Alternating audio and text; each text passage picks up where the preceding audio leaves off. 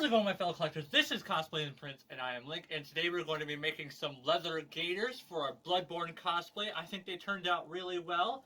Now, this isn't a step-by-step tutorial, but it's basically an overview of it, and especially with the template that the person that I got the templates from, it's pretty self-explanatory. So, first up, the template is by Dieselpunk. You can find him on Etsy. I will leave a link in the description down below for that, and all the supplies I used. Maybe minus the scissors, because I got that from a Walmart, and you can definitely find that there. So first off, for the supplies, you're going to need some titanium scissors. Obviously, some big chunks of leather. You're going to need some waxed leather thread. If you decide to burnish the leather, you're going to need some burnishing and some burnishing wax. You're going to need some dark brown leather dye, if you decide to use the same color as me, or any color that you want. You're going to need some leather cord for, well, some of the straps that you might need. You are also going to need, if you decide to either, well, for one thing, you're going to need a hole puncher if you decide to go that route, or you're going to need a wooden hammer, or just a piece of wood, and some punches, various sizings for all of the supplies you need. You're also going to need some rapid rivets, and potentially a hammer, and of course, a needle. So I'll leave a link in the description down below for all of the leather supplies and all of that. But yeah, let's get right to it, shall we? Alright, so after you cut out the templates provided by Dieselpunk, you are going to be getting your pieces of leather. I am actually tracing these out on the flesh side, which is the unfinished side of the leather. That way, if I make any mistakes for at least the tracing pattern of it, I can fix it. But if you do decide to trace it on the finished side, just be aware that, just be careful how much pressure you put in certain areas. So like on the flesh side, I can put pretty much all the pressure I want with the pencil that I'm using to trace the patterns. The really nice thing also about his patterns is that he provides all the stitching holes and all of the rivet holes, so that way when you do it, you can actually just push in with the pencil where the stitching holes are and actually create indent into the leather. That way you know exactly where you need to do it, which is what I'm going to be doing. So, I'm going to trace out all of these pieces of leather. Some of them, though, this big one is going to actually be flipped over. So, if you do it this way with the flesh side, please be aware that you are going to have to rearrange some pieces. So, like, the main giant left piece would be now the right leg would be the left piece, and actually all of these would still be the leg that you wanted to trace out. So be aware that some of them are interchangeable, but these three main giant pieces for either leg is going to be flipped over in reverse. So you're going to have to mirror your imaging. So I'm going to trace this all out, and then do all of the indents in there for all the stitching line. So I'll get back to you when I've got that done. And then once you've got your piece traced out, all the holes indented into it, it should look something like this. That way you have all the stitch lines, all the rivet lines where your straps are going to go, all the way to up here. Alright, I'm going to be working on tracing the rest of these two pieces. I've already gotten all the straps and the other leg already done. So I just need to start finishing tracing this and then cutting all of this out. Alright, lesson learned. The delay for this video was because I forgot to flip some pieces, so I had to order some more leather. These are the correct pieces now. So now we can move on. So I've got got most of the pieces rough cutted out. Now it's time to do the finer detail. You can see what I mean. Alright, let's cut these pieces out and move on to rough assembly.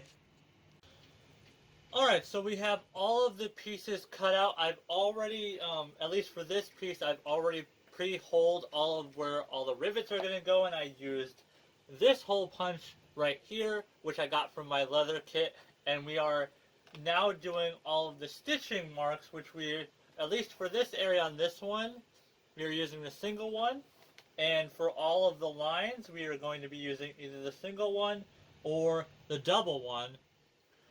Now these are not all equally spaced, so if you use this method, use it for all of the edges so that you can match it up as best you can. So yeah, I'm gonna start punching some sewing holes.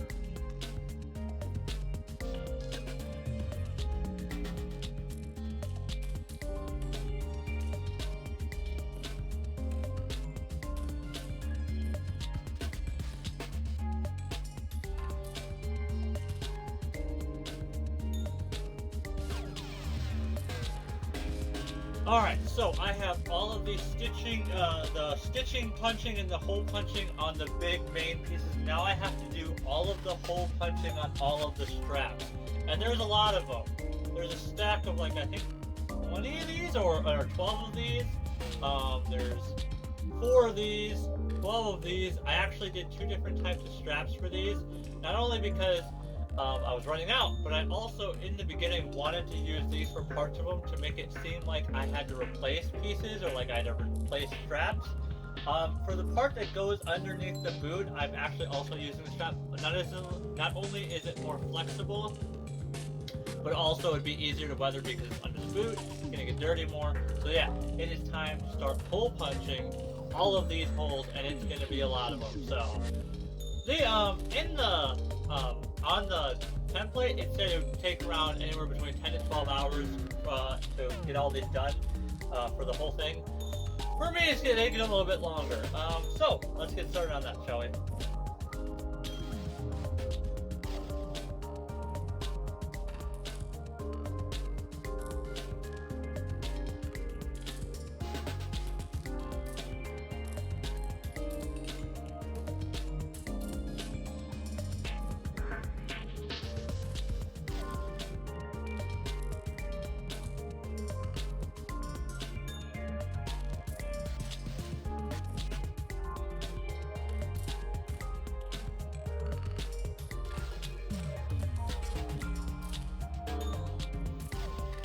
Alright, so I've got everything cut out, all of the holes punched for the rivets, all the leather stitching lines punched, I have all the straps done. It is now time.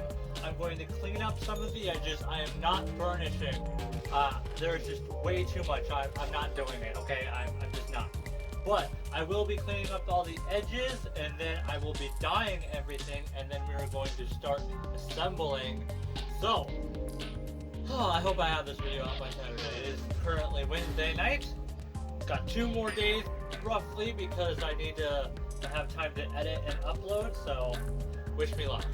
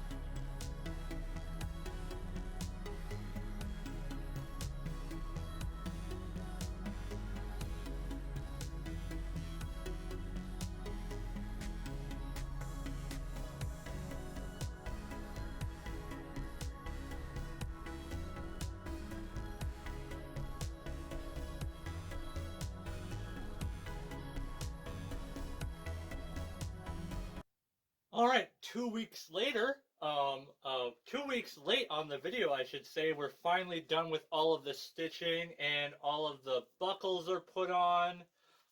It's looking absolutely amazing. All I will say is that I hate leather stitching more than anything.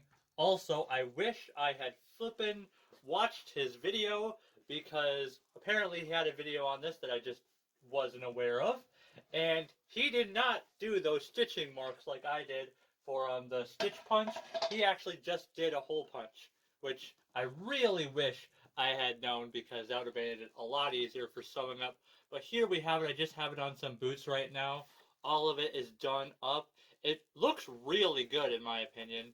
I chose some red wax thread for the very front here, but all the rest of it is black waxed leather thread. It looks absolutely amazing though. Although it is done in, I don't know, in two different ways. So like on this one, it's just straight stitch down. And then this one, let me show you, is actually like crisscross because I wanted to see which one would be stronger, and both of them seem to be holding up, so we'll see as it turns out towards the line. But it looks absolutely amazing. For like the buckles or like to keep like the extra flaps down, I just did some black leather cord and it turned out really well. All in all, it looks absolutely fantastic. The way I dyed everything in different ways with in different movements actually really makes it look really nice and weathered, which I'm really a fan of. And it just looks absolutely amazing. Plus, I did not put the straps in any particular order, so you can see that there are different straps. I wanted to make it look like it had been worn out, and I've had to replace them. And it just looks really, really cool in my opinion. Yeah, so it is done. Yeah, it's done. And I am so happy that it's done. The next video, though, is going to be some cover plates for this. And it's actually, I'm not going to really need to be doing a tutorial because it's literally just the 3D printed hunter gauntlets, but bigger.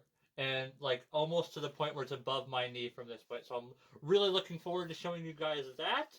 And then it will be 3D printing the hunter lamp, which I already got a part of it done, and I'm actually printing the lamp part now. But yeah, and it's almost September, so we still got a month, but it's almost September, and we really need to get this stuff out. So see you guys next time. If you guys like this stuff, make sure to hit that subscribe button. Sorry for this janky of a video.